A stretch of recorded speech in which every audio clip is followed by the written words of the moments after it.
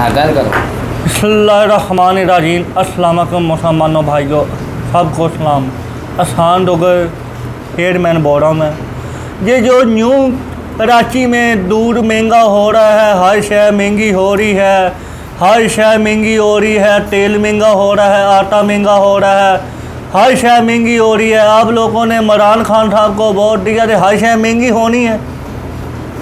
ये मियाँ नवाज शरीफ साहब, मियाँ शहबाज शरीफ साहब, हमजा शहबाज साहब, इन लोगों ने जब से वज़ीर आज़म बने 2001 से लेके अब 2021 आ चुका है, हमें जब मियाँ नवाज शरीफ का कोई शय की फिक्र नहीं थी। कोई फांसी का फंदा लेके गले में फांसी का फंदा लेके आ रहा है। आज गाय कितने की हो गई है जी?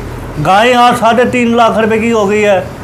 क्या करे बंदा, क्या करे, क्या ले, खाए क्या, पिए क्या, मुझे बताओ।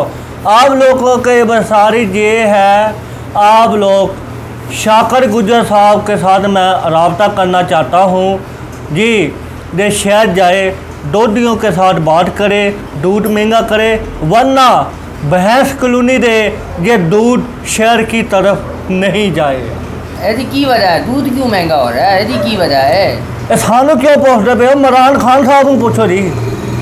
चेयरमैन हो तुसी दसो।